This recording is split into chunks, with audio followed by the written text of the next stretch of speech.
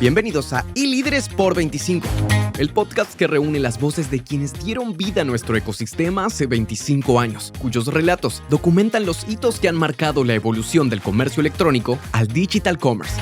Ponte cómodo, estás por escuchar un testimonio único que define a nuestra industria.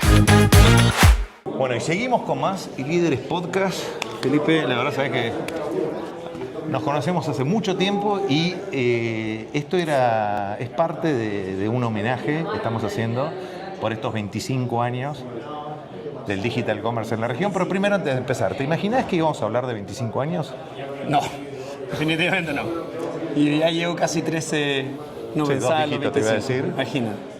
Y bueno, empecemos con el principio. ¿Cómo empezó el Felipe digital? No el piloto, el digital. ¿Cuál fue tu primer contacto con lo digital? Hablando de piloto, ayer gané una carrera de karting. Primer encuentro digital práctica en LAN.com. No, pero eso es el piloto. Eso fue Escudería Karting. Ah, no. ¿Cuándo fue tu primer contacto? El mío fue un Spectrum 32K en la escuela primaria de un amigo que era el clásico cassette que cargaba hasta en 32K de memoria. Ese fue mi primer contacto. ¿Cuál fue el tuyo? El mío, un Compact Presario. A ver.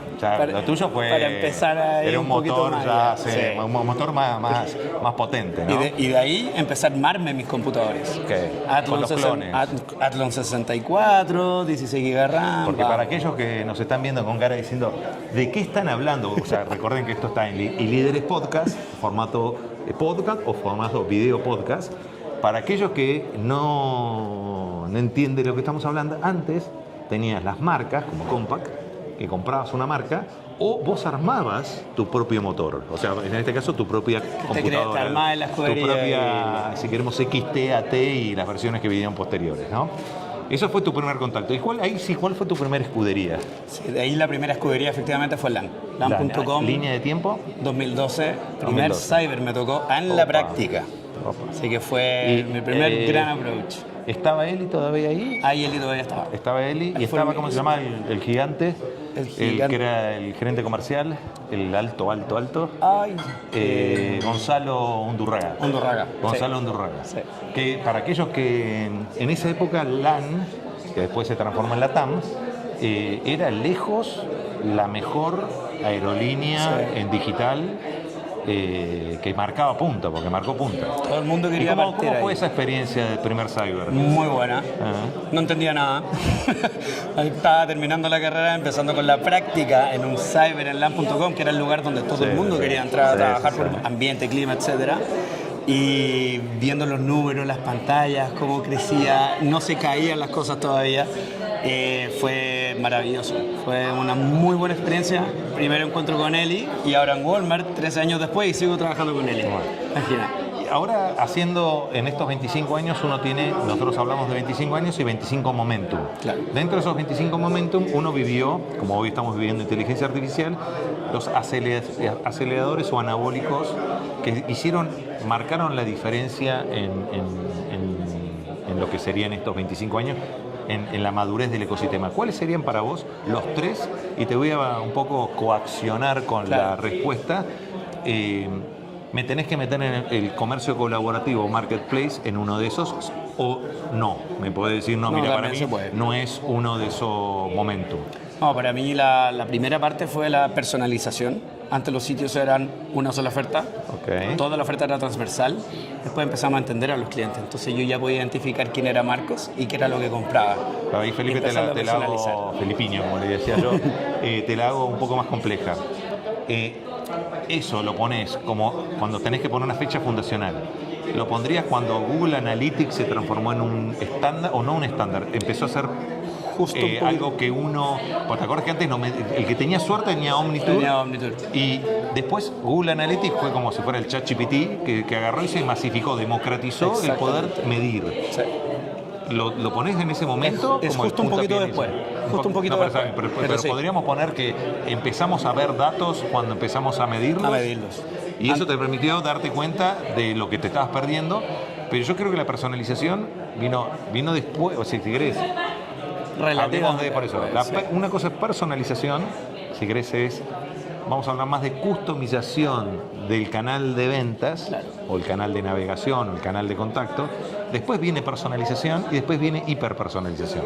Porque tuvimos la realidad que creo que personalizar, recién en los últimos años hemos empezado a personalizar o hiperpersonalizar. Claro. Porque antes lo que hacíamos como mucho, ¿te acuerdas que era segmentar, responsive, full responsive, PWA? O sea, con suerte, ¿viste? ¿Te acuerdas que resolver los smartphones fue todo un desafío, ¿no? Era crear un sitio completamente nuevo. Sí.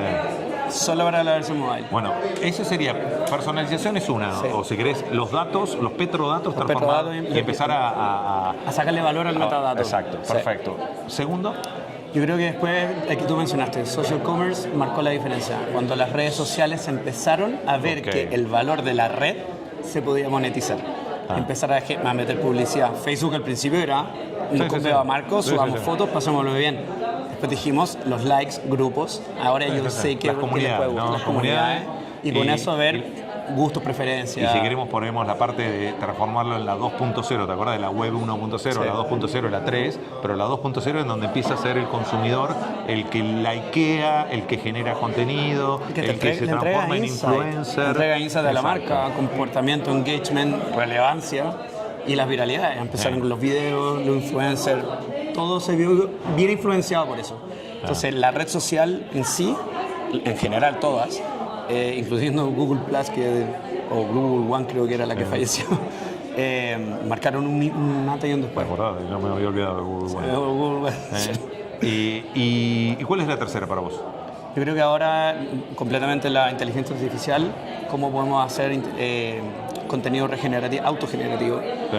Estamos pasando una etapa que yo creo que no la estamos comprendiendo como las anteriores, que es como, ahora yo en verdad puedo identificar al cliente. Ahora es como, Ahora en verdad puedo ejecutar. puedo ejecutar. ¿Está? O sea, hoy la hiperpersonalización es posible porque puedo tener una experiencia, ni siquiera es una oferta, es una experiencia, una navegación, pero más allá de la navegación, por cliente. Por cliente y que aprende para mejorar y que esa se puede experiencia. ejecutar, porque antes porque el petrodato o el dato siempre lo tuvo, el metadato siempre estuvo. Solo que el tema es que no lo cómo transformamos, ¿cómo lo podíamos destilar? Yo digo Las hoy sábanas que de Excel. hoy lo que te permite inteligencia artificial es no solamente transformarlo en gasolina, sino en ejecutar esa gasolina, hacer lo que le da combustión y lo transforma en algo de valor, como, y aparte, como genera impacto, ¿no? Auto fine tuning de la propuesta en base al comportamiento, en base a la conversión, en base al engagement,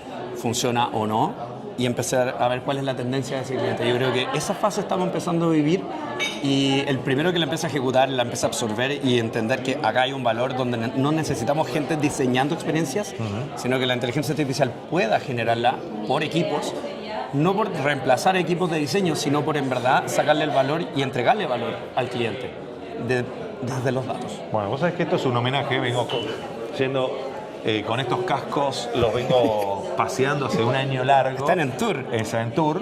Este primero es nombrarte oficialmente el Ayrton Senna del Digital Commerce. ¿Está bien? Y vos tenés doble casco, Sí. porque también has sido el Hamilton, porque has estado en Vitex. Pero ahora tenés que cerrar, ¿viste? Este video podcast con dos temitas que me gustaría que profundices.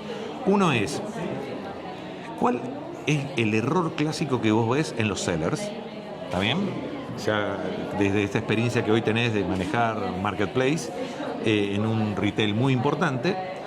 Y primero respóndeme ese y después cerramos con la última. Mira, yo creo que los sellers no es que cometan al final errores, son como errores no forzados. Ok. Porque tienen que tener un poco de apoyo de parte del equipo comercial, del marketplace o la empresa con la que están trabajando.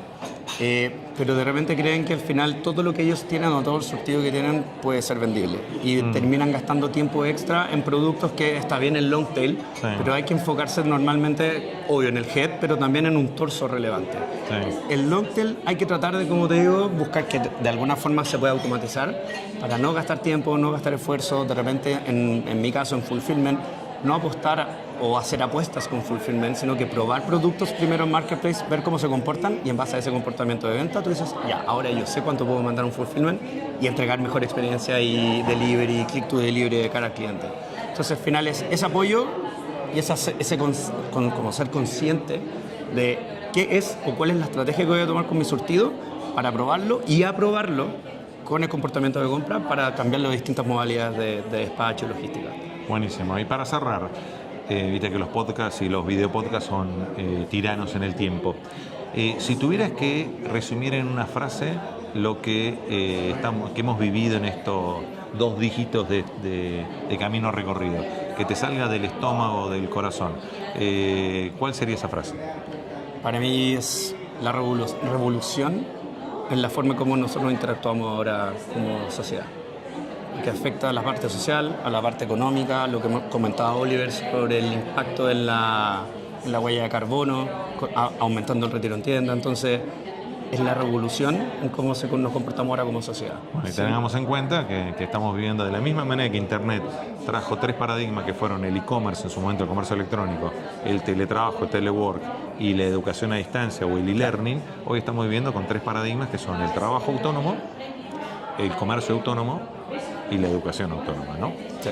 Bueno, si les pareció interesante este podcast o video podcast, si nos están escuchando es un podcast, si nos están viendo y escuchando es un video podcast de iLíderes por 25, no tiene desperdicio los próximos, así que sigan con más iLíderes por 25 y recuerden que todos forman parte de esta colección de Génesis de un futuro digital, que hoy ya pueden bajar, ya están los primeros 5 capítulos o libros de esta colección en Génesis, futuro.digital, que lo que busca es entender por los protagonistas, porque esto se escribe, yo lo escribo como en tercera persona, pero a partir de estas entrevistas que surgen de primera persona, para que entiendan el pasado, para dominar el presente y estar preparados para surfear estas tsunamis del futuro. Así que seguimos con más iLíderes por 25. Gracias a todos, y a Marcos también. Gracias por unirte a iLíderes por 25. Si este contenido te ha gustado, compártelo para que más personas puedan navegar el origen de nuestro digital commerce. No olvides suscribirte para no perderte las próximas conversaciones con los líderes que continúan escribiendo la historia de nuestro ecosistema. Hasta la próxima, donde seguiremos explorando, aprendiendo y construyendo el futuro digital juntos en iLíderes por 25.